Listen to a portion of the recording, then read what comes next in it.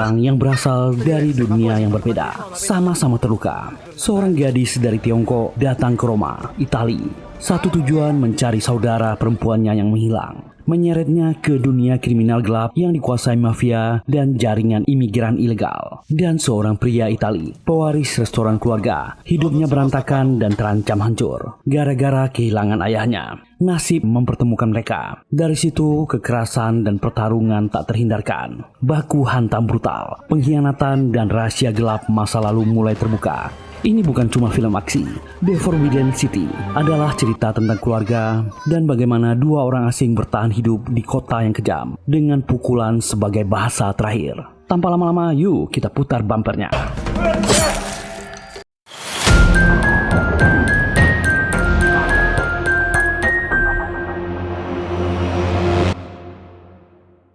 Provinsi Del Fujian, tahun 1995, Tiongkok. Seorang ayah sedang mengajarkan kungfu kepada dua putri kecilnya di halaman rumah mereka.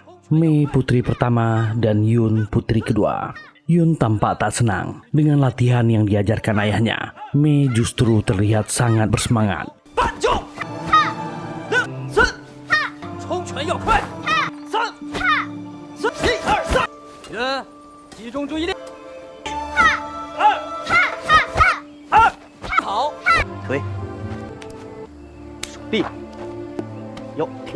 Keluarga kecil itu hidup bahagia, tapi ketenangan tiba-tiba runtuh. Beberapa orang datang. Xiao dan istrinya langsung panik. Mereka langsung membawa Mei ke sebuah ruangan tersembunyi. Ternyata itu petugas. Ternyata saat itu tak boleh memiliki lebih dari satu anak, yang sangat dilarang oleh pemerintah Cina. Inilah The Forbidden City.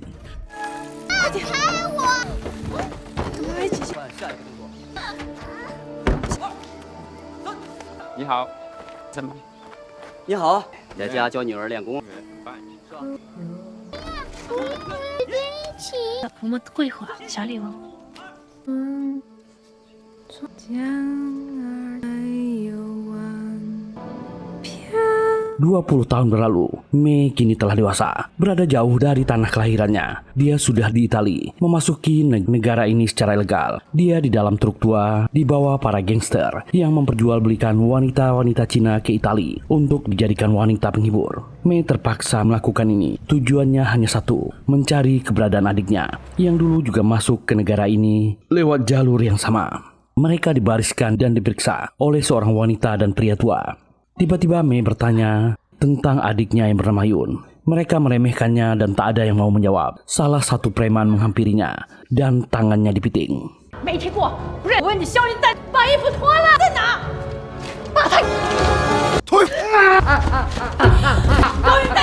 Mei menyerang. Mereka pun ketakutan.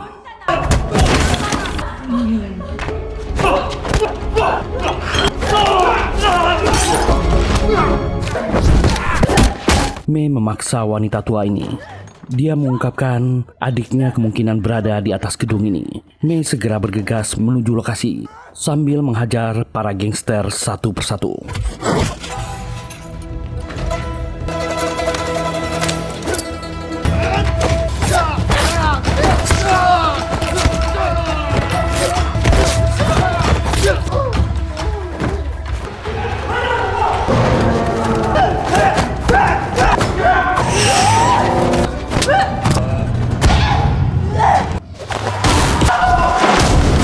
Di lokasi, Mei memeriksa kamar satu demi satu. Hanya para hidung belang di sana.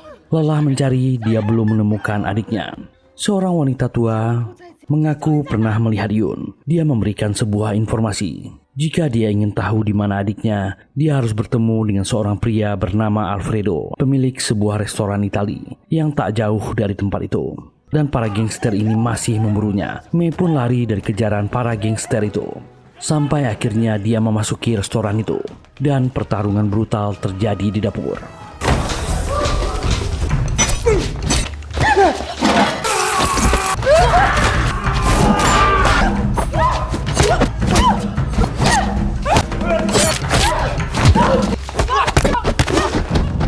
Gadis ini tak sia-sia belajar kungfu dari kecil. Semuanya dilumpuhkan.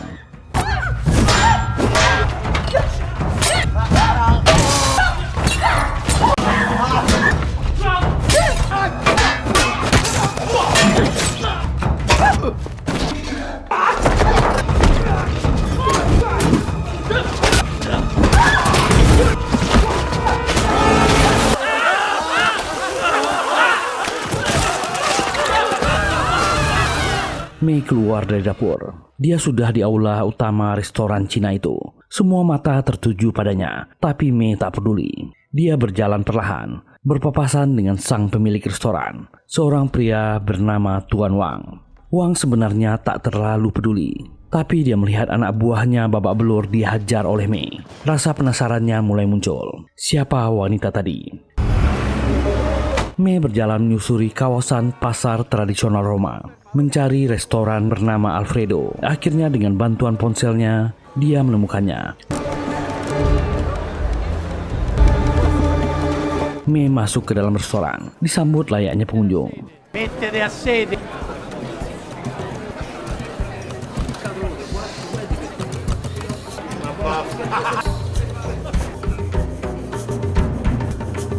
Di bagian kasir sedang terjadi perdebatan. Seorang pengunjung marah dengan layanan restoran dengan istri Alfredo yang bernama Lorella. Orang ini bernama Marcelo, koki di restoran ini, putra dari Alfredo. Dia turun tangan untuk menengahi konflik itu.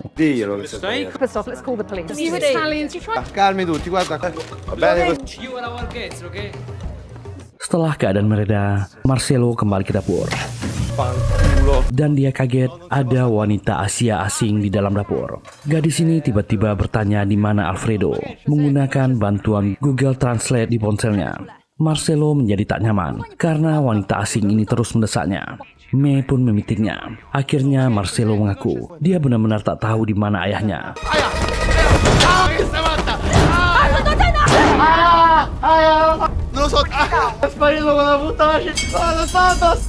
Ayahnya telah pergi bersama seorang wanita panggilan dari Cina. Sejak itu Marcelo tak pernah lagi bertemu dengan ayahnya.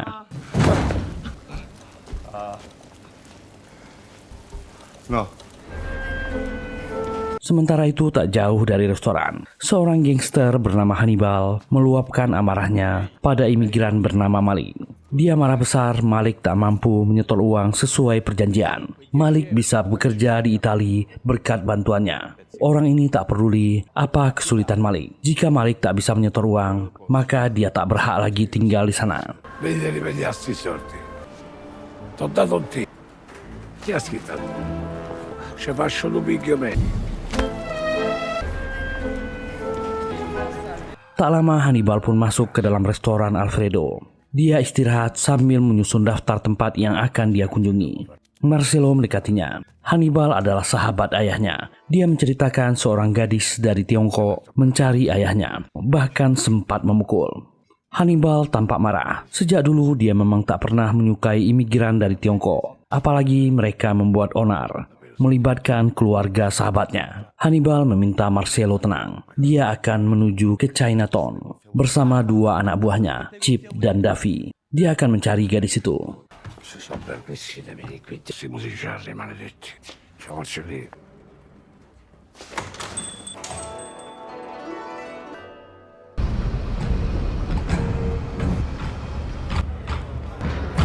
Hannibal akhirnya tiba di restoran milik Wang, menyangka Wang yang mengirim gadis itu.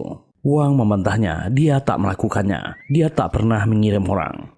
Hannibal menegaskan, Wang seharusnya mengingat hutang di masa lalu karena telah dibantu Alfredo sahabatnya.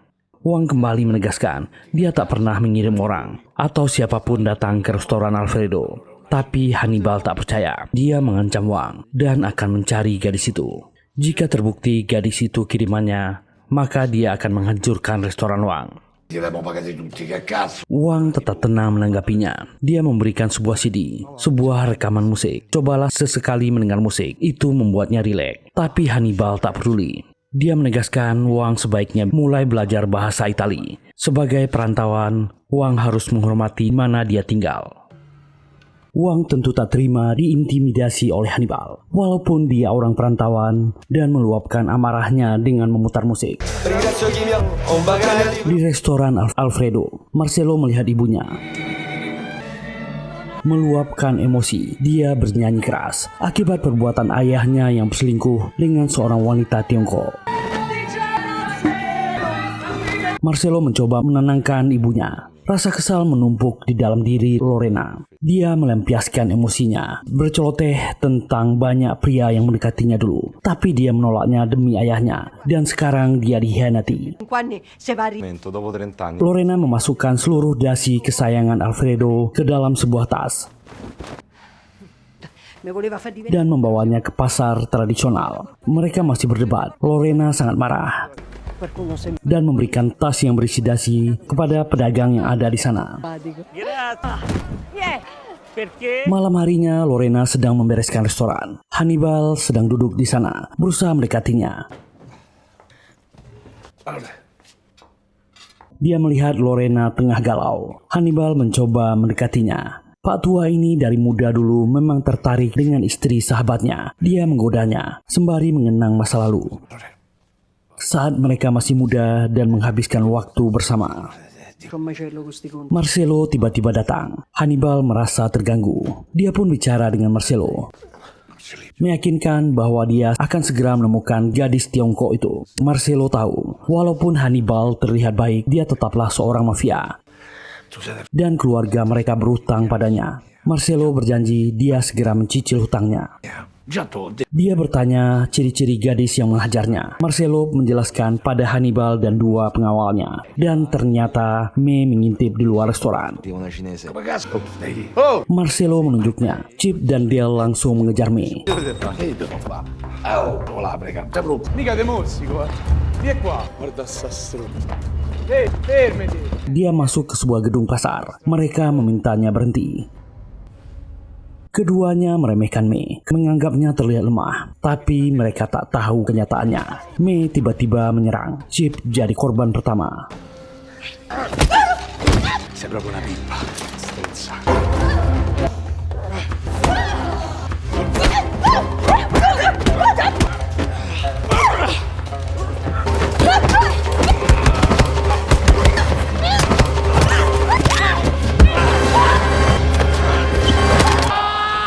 Dia melihat keadaan rekannya. Dia juga menjadi korban berikutnya.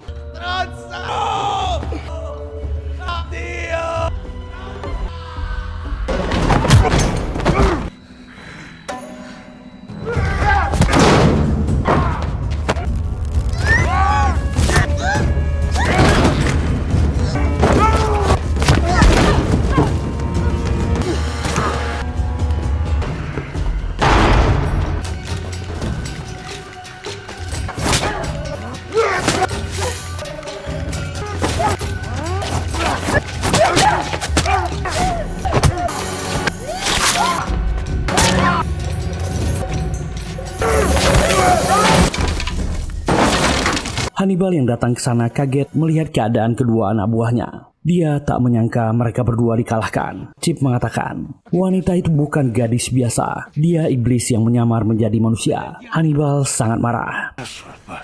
Dia segera menuju ke pemukiman imigran Afrika. Ingin merekrut beberapa orang dari mereka untuk bekerja.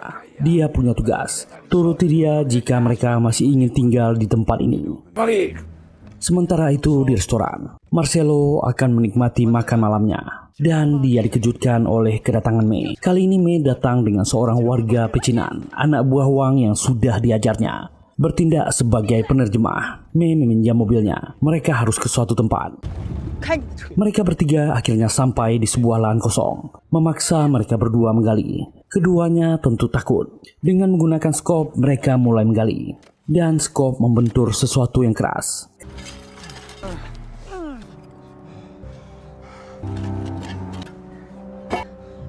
Ketika tanah dibersihkan, terungkaplah sebuah kebenaran. Di dalam tanah, mayat Yun bersama jasad Alfredo. Mei menangis histeris.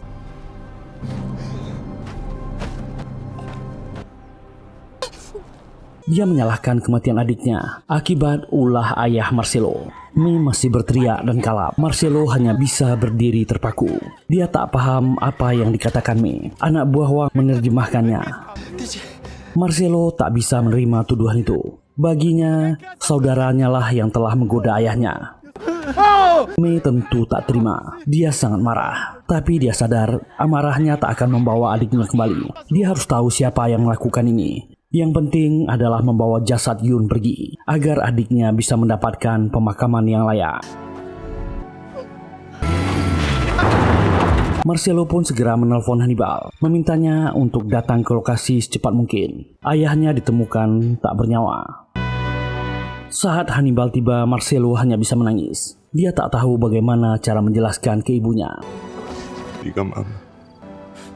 Esok paginya, sementara dikuburkan dengan lokasi mayatnya ditemukan, Hannibal berusaha menenangkannya. Hannibal percaya orang-orang Chinese itulah yang telah menghabisi Alfredo dengan cara yang kejam. Hannibal membawa Marcelo ke sebuah apartemen. Tempat ini dibeli oleh ayahnya untuk gadis Tiongkok itu. Alfredo meminjam 40.000 untuk membeli apartemen ini.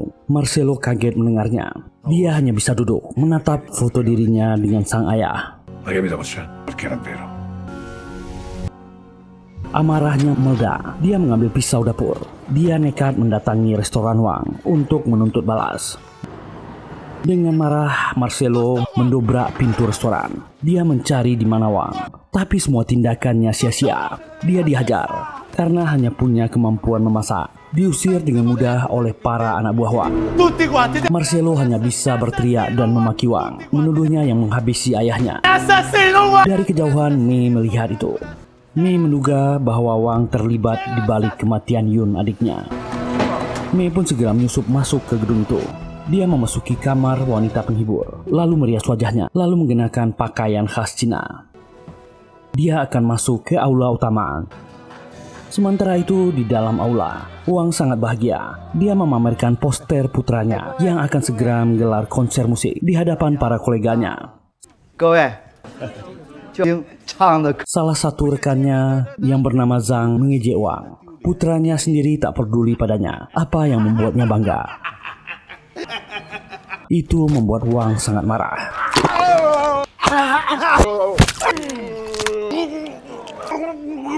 Zhang pun diseret keluar dari aula utama. Mei pun sampai di aula restoran itu.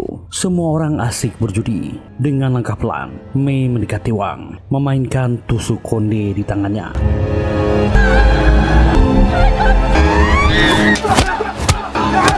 Pria itu berhasil menghindar. Anak buah Wang langsung mengepung Mei.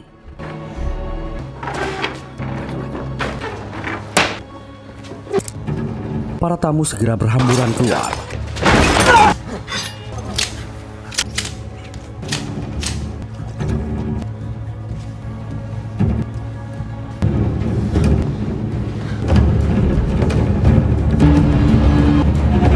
Baku hantam dimulai.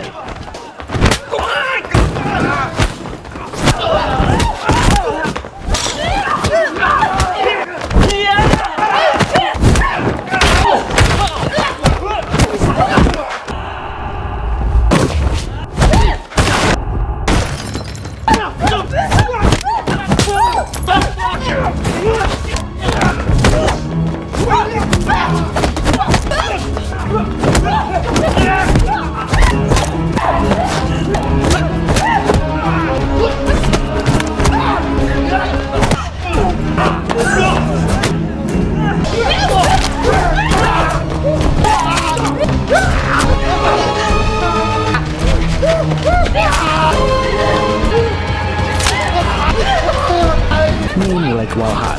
Serangan datang dari segala arah.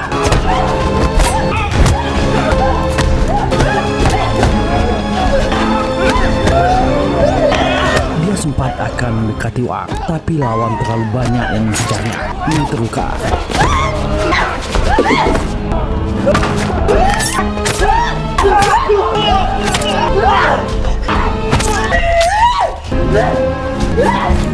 Semakin banyak yang mempuknya, gadis ini tak mau berhenti. Dia dihajar dan dipukuli. Mei tetap bertahan, merayap mendekati Wang. Wang menghentikan aksi anak buahnya. Dia tak ingin ada orang yang mati dalam restorannya, apalagi ada koleganya. Wang berniat meninggalkan tempat itu.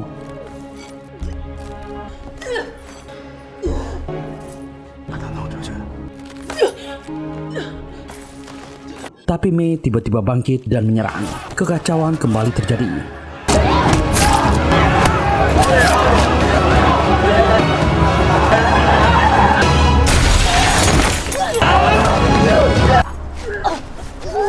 Mei dan anak buah Wang terlempar ke jalan. Mei masih bisa menghabisi orang ini. Sebuah truk tiba-tiba melintas. Mei berhasil kabur. Seluruh anak buah Wang berusaha mencari Mei yang mendadak menghilang. Mereka memeriksa di semua tempat di tengah jalan. Wang sangat kesal. Siapa gadis gila tadi? Tapi ternyata Mei berada di luar restoran Alfredo, bersembunyi di antara kerat botol kosong, menahan luka di tubuhnya. Gadis ini pingsan. Seorang karyawan Alfredo menyelamatkannya. Esok paginya, karyawan yang bernama Santi menghubungi Marcelo. Dia penuh luka. Marcelo melihat keadaannya. Mei dirawat oleh istri Santi.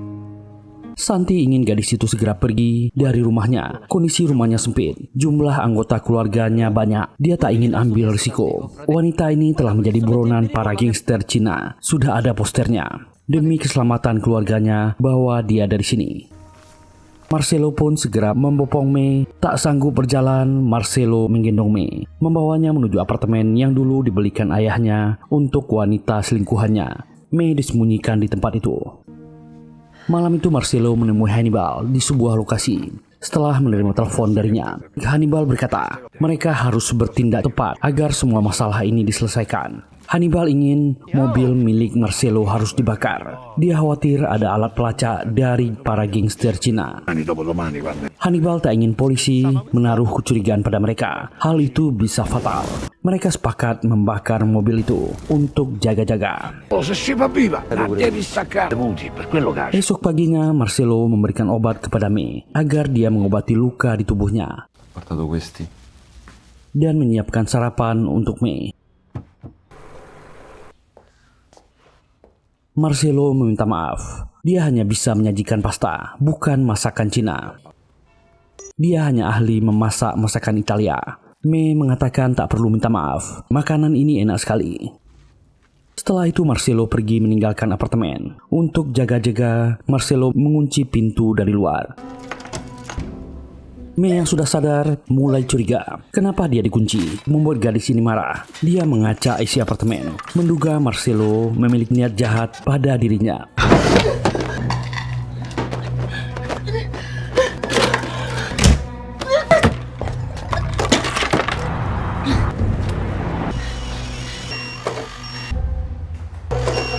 Ketika Marcelo kembali, dia langsung menjelaskan. Dia terpaksa melakukan ini. Dia tak ingin Mei dihabisi. Dia sudah menjadi buronan. Para gangster Cina mencarinya di mana-mana. Mei berkata dia hanya ingin melihat udara segar, melihat kota ini. Marcelo akhirnya mengajak Mei berkeliling di tengah kota.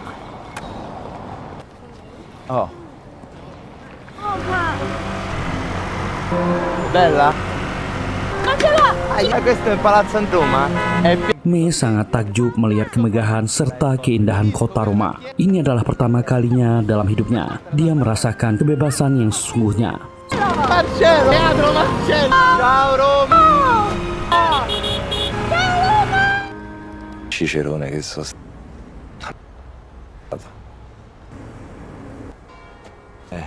Nella vita di la verità.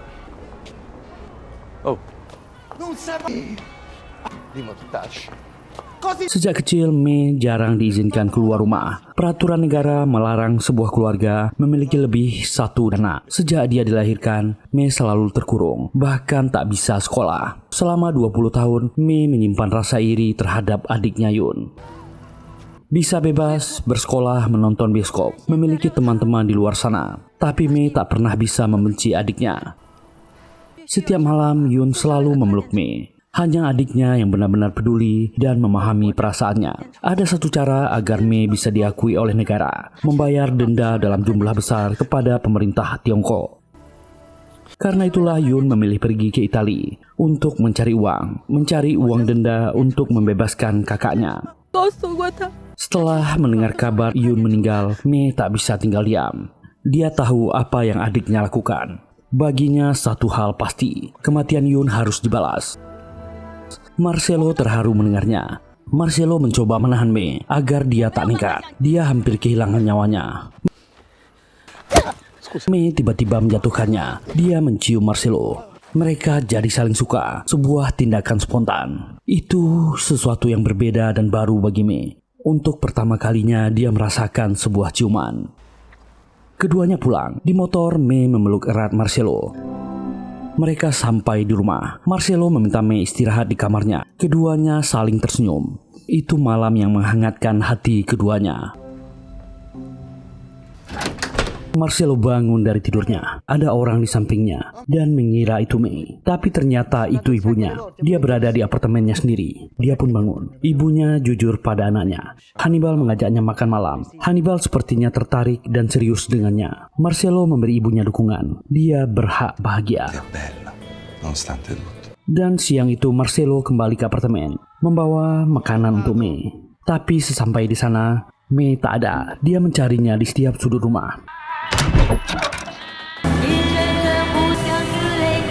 Malam itu, Wang mengemudi mobil kecil. Dia menuju gedung konser putranya. Orang ini menggunakan hoodie agar identitasnya tak ketahuan. Hubungannya dengan putranya tak terlalu baik, tapi Wang tetap bangga dan mendukung putranya.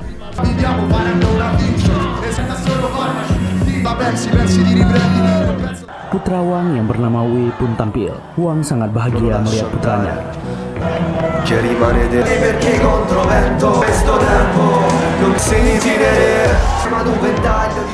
Ternyata Mei juga di sana dan dia memperhatikan Wang. Wang melihat wanita itu. Dia lagi. Wang berusaha melarikan diri, sementara Mei terus mengejarnya dari belakang. Terjadi kejar-kejaran.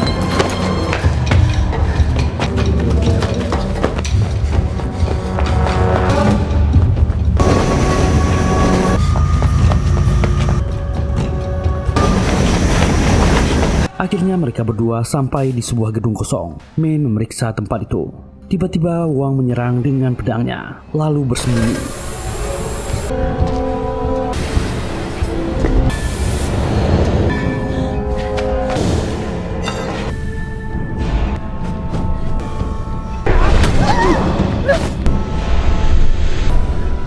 Membuat Mei emosi, memintanya keluar.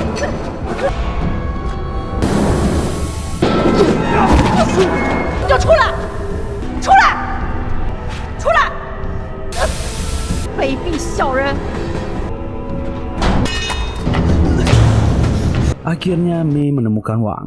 Dia meluapkan kemarahannya. Kehadiran Mei membuat dia tak bisa menyaksikan penampilan putranya. Mei membalas. Dia juga menghancurkan sesuatu yang berharga baginya. Wang menegaskan dia tak ingin hal buruk menimpa putranya. Lebih baik Mei mati di sini. Dan pertarungan dimulai.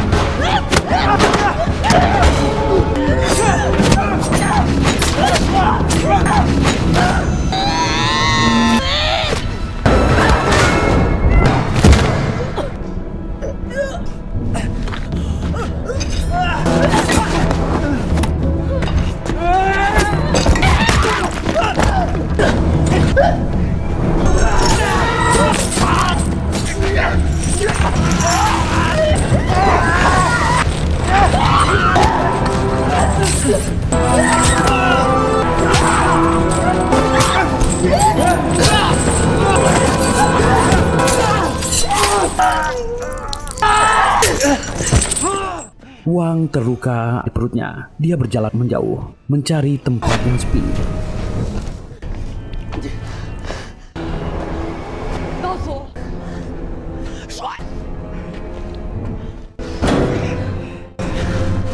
Mei sudah di depannya. Wang akhirnya menceritakan semua kebenaran kepada Mei. Apa yang sebenarnya terjadi.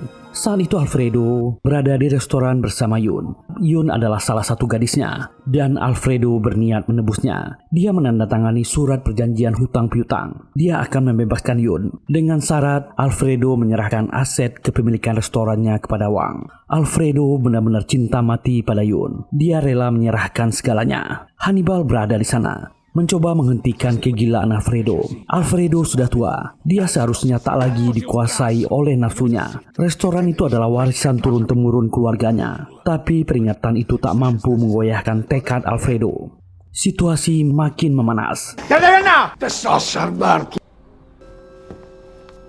Hannibal mengeluarkan pistolnya, berniat menakuti Alfredo agar tak menandatangani surat itu. Tapi ternyata tak sengaja Hannibal menarik pelatuk. Merda, vedi via tutta me. Ti segno a freddo. Ci vuoi sparare? No, Pagine poi per lungavi.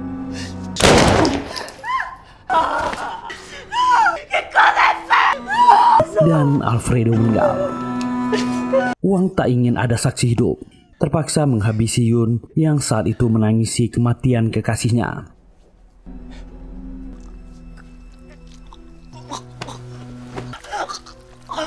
Wang semakin marah. Dia gagal memiliki restoran Alfredo. Fokus Mei teralihkan. Wang menyerangnya. Dia berhasil menangkis dan menyerang balik dengan ganas.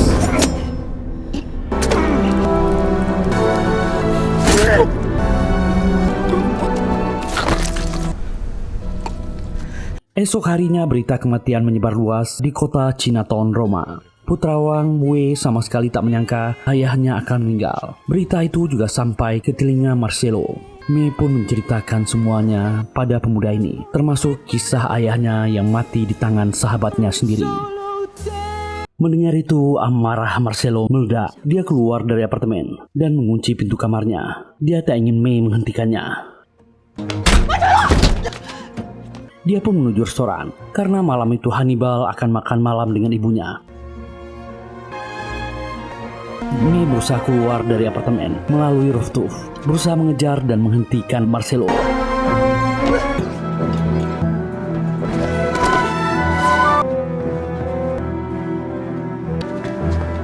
Marcelo pun memasak hidangan khusus yang dia siapkan. Hannibal kaget melihat hidangan yang disajikan. Dia tak memesan makanan itu. Itu adalah makanan favorit ayahnya. Marcelo pun mengoceh tentang ayahnya, membicarakan kematiannya. Raut wajah Hannibal berubah. Dia terpaksa keluar dari restoran. E a te non ti è mai mancato. È l'appetito. Magna. Magna ni magna, te voglio vedere magna. Così, è vero?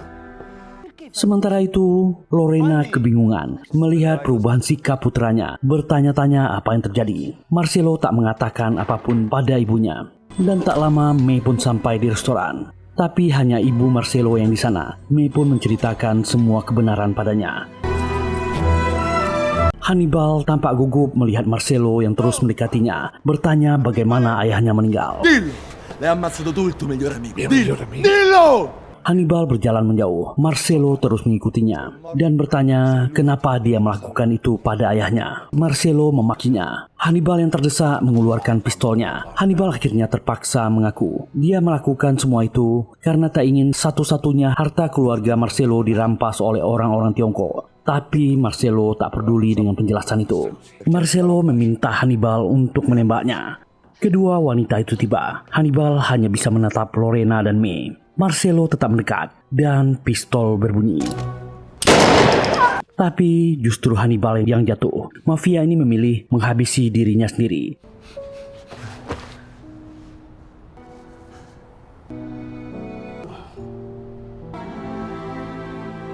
Beberapa tahun kemudian, keadaan Lorena terus membaik. Dia mengurus restoran keluarga dan mengganti nama restoran itu dengan namanya sendiri. Karyawan lama tetap bekerja untuknya. Sementara itu jauh di daratan Cina, Mei mengajarkan kungfu pada bocah-bocah di lingkungan sekitar.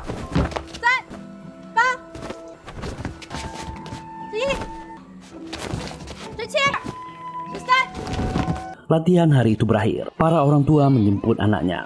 Mei juga telah memiliki 2 anak dari hasil pernikahannya. Ternyata Mei dan Marcelo menikah. Pria ini meninggalkan Italia, mengikuti Mie dan tinggal di kampung halamannya.